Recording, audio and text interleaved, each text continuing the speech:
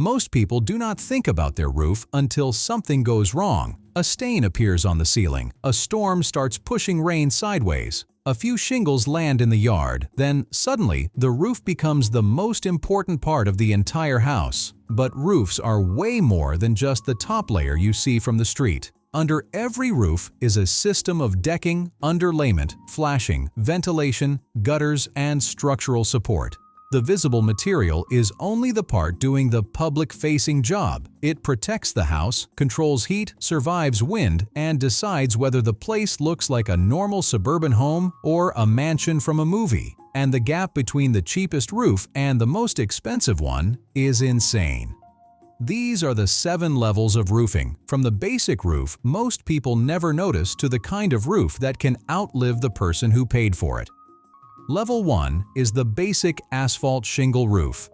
This is the roof you see on millions of homes. It is the default choice because it is familiar, relatively fast to install, easy to repair, and works with the way most American houses are built. The material itself is not glamorous. It is basically a layered product made to be nailed down in overlapping rows, then covered in tiny mineral granules that give it color and help protect it from the sun. It does the job, but it is designed around one big idea: get a reliable roof over the house without spending mansion money. That is why builders love it. A developer can use the same roofing crew across hundreds of homes. The materials are easy to order. The colors are predictable. If a house gets damaged in a storm, it is usually possible to replace one area without rebuilding the entire roof. But basic shingles have obvious limits. They are thin, which means they can look flat and cheap from the street. Strong wind can lift them. Constant sun slowly wears them down. In hot places, dark shingles spend all day absorbing heat. In humid places, they can start looking rough faster than people expect, especially when algae and dirt begin taking over the surface. The biggest giveaway is the shape. A cheap shingle roof looks like a roof that was applied to a house. It is functional, but it does not become part of the architecture. Nobody sees it and thinks, that roof is the reason I want this house. That is why Level 2 exists. Level 2 is the architectural asphalt roof. This is still asphalt shingle roofing, but it is the version designed to stop looking cheap. Architectural shingles are thicker, more layered, and cut to create more depth. From the street, they can look more textured and dimensional, almost like the roof has shadows built into it. They usually come in darker blends and more varied colors, so the roof looks less like one flat gray sheet and more like something with actual character. For a lot of homeowners, this is the sweet spot. It keeps the basic advantages of asphalt. It is familiar, repairable, and widely available. But it gives the house more curb appeal without forcing you into a completely different construction system. This is the roof where builders start using design psychology. A plain house with a cheap flat roof can look temporary. Put an architectural shingle roof on the same house, add darker trim, and maybe throw in a decorative gable, and suddenly it feels more expensive. The floor plan might be exactly the same. The walls might be exactly the same, but the roof changes the entire first impression. That matters because a roof is one of the biggest surfaces on a house. If it looks cheap, the entire home looks cheaper. The downside is that it is still asphalt. A thicker shingle is not invincible. It still depends heavily on installation, climate, ventilation, flashing, and whether the roof was designed to handle the weather where the house sits. A beautiful architectural roof can still become a problem if water gets under it, or if hot attic air has nowhere to go. But compared with Level 1, it is a major upgrade in both appearance and durability. Then we get to the roof that has become the symbol of modern expensive houses. Level 3 is standing seam metal. You have probably seen it on new modern homes, barns, beach houses, mountain cabins, and expensive remodels where the owner wants the house to look cleaner and more architectural. A standing seam metal roof is made from long panels that run from the top of the roof down toward the gutters. The seams are raised above the main surface, which gives the roof those sharp vertical lines people associate with high-end modern design. Unlike shingles, which create a textured surface with thousands of overlapping pieces, metal makes the roof look almost seamless. That clean look is a huge part of the appeal. A metal roof can make a simple box-shaped house look intentional. It can make a farmhouse look newer. It can make a beach house look like it belongs in an architecture magazine. It also handles certain conditions really well because the panels are designed to shed water and snow quickly. But metal roofing is not just about looks. The installation has to be precise. Metal expands and contracts as temperatures change, so the system needs to allow movement without creating leaks. Flashing around chimneys, vents, skylights, valleys, and edges matters even more because long metal panels make mistakes very visible. People also think metal roofs are automatically loud in the rain. That depends on the whole assembly underneath. A metal sheet sitting over an open shed is going to sound very different from a metal roof installed over proper decking, underlayment, insulation, and a finished ceiling. The material is not magically silent, but it is not automatically a tin can nightmare either. Metal also brings one of the biggest questions in roofing. Does it make the house cooler? Sometimes, but not in the simple way people think. The color, finish, insulation, ventilation, climate, and the rest of the house all matter.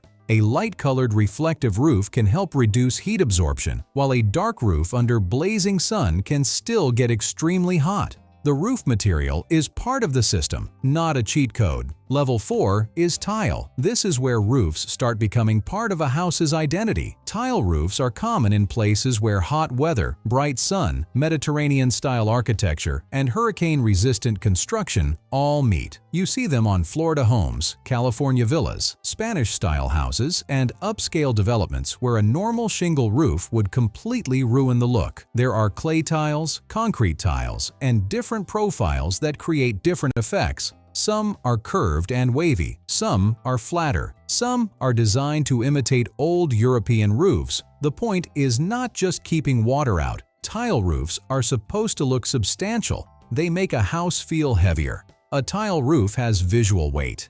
Even if the home itself is mostly standard modern construction, the roof makes it look permanent and expensive. That is why builders use tile on model homes and luxury subdivisions. It immediately signals that the house is supposed to be above the basic level. But there is a catch. Tile is heavy. That means the house has to be designed to support it. You cannot always just rip off a shingle roof and throw heavy tile on top without checking whether the framing can handle the load. The roof structure, the decking, and the support underneath all matter. Tile can also crack if people walk on it carelessly. A homeowner sees a roof and thinks it is one big hard surface. A roofer sees a system of individual pieces that can break if weight lands in the wrong place. And while tile itself can last a long time, the layers underneath it still matter. Water does not care that your roof looks like a $5 million villa if the underlayment and flashing are failing underneath the tiles. That is the part nobody puts in the real estate listing. The roof can look perfect from the driveway, while the system below it is the thing deciding whether it actually works. Level 5 is natural slate. Slate is not a product designed to look like stone. It is stone. It comes from quarries, gets cut into individual pieces, and has been used on important buildings for generations because it has a look that almost no manufactured material can copy. A real slate roof has texture, variation, depth, and a kind of visual confidence that makes every other roof look temporary. This is the roof you see on old churches, historic mansions, universities, government buildings, and houses where the owner clearly wanted the roof to be part of the building's legacy. The reason slate sits this high is simple. It can last an absurdly long time when it is installed and maintained properly. The National Park Service has documented historic slate roofs that lasted more than a century before replacement. That does not mean every slate roof gets a free pass forever. Individual pieces can break. Flashing eventually needs attention. Fasteners and valleys still age, but the slate itself can have a lifespan that makes normal asphalt shingles look disposable. The problem is that natural slate does not forgive cheap decisions. It is heavy. It is expensive to transport. It needs a roof structure that can support it. It takes specialized skill to install and repair correctly. And if one small part needs work years later, you do not want someone who only knows how to nail down asphalt shingles trying to figure it out. Slate is not really a roof for someone trying to save money today. It is a roof for someone willing to pay more upfront to avoid thinking about replacing the entire thing again anytime soon. Then we hit the level where the roof stops being just a roof. Level 6 is the living roof, also called a green roof. This is when the top of the building becomes a planted surface. Instead of seeing shingles, tile, or metal, you see grass, ground cover, flowers, shrubs, and sometimes even trees. At first, it looks like one of those rich people architecture ideas that exists mostly to look cool in drone footage. But a real green roof can do useful work.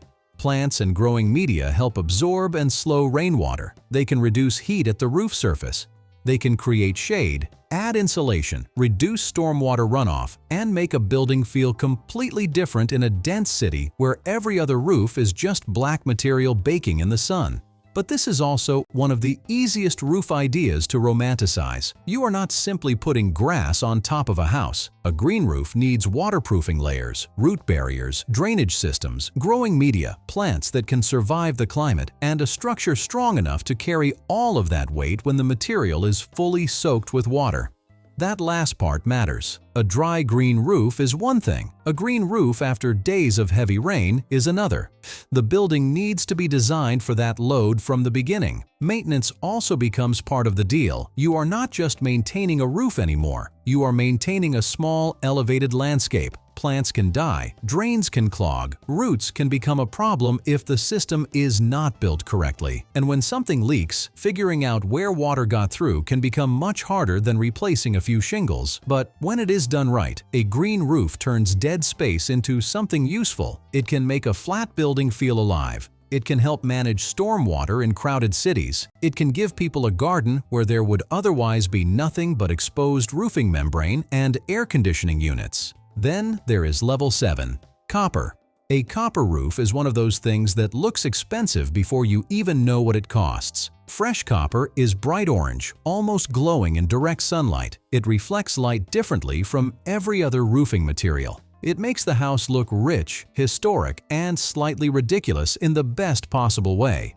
But copper is not only used because it looks like money. It is naturally resistant to corrosion. It handles complicated roof shapes well, and over time, it develops a protective patina. That bright orange surface gradually changes through darker browns and eventually into the blue-green color people recognize from old domes and historic buildings. The roof is literally designed to age into its final look. That is why copper sits at the top level. It does not just survive weather. It becomes more recognizable because of weather. Copper is also flexible enough to wrap difficult shapes. That is why you see it on towers, domes, curved sections, detailed dormers, church steeples, and old buildings with roof lines that would be a nightmare to cover with normal shingles. But it comes with a serious price. You are paying for the material, the craftsmanship, the custom fabrication, and the difficulty of the roof itself. A basic rectangular roof covered in copper would already be expensive.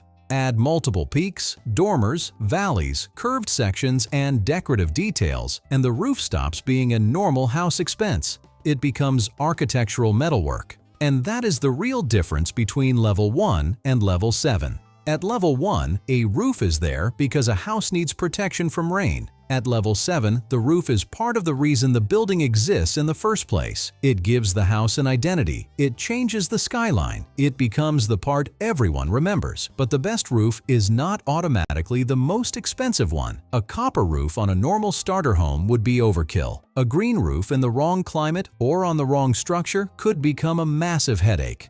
Natural slate may be beautiful, but it is not always practical. Tile can be perfect for one region and pointless for another. The real level up is choosing a roof that matches the house, the climate, and the amount of maintenance you are actually willing to deal with. Because whether it is cheap asphalt or 100-year copper, every roof has the same job. Keep the water out. Everything after that is just how expensive you want it to look while doing it.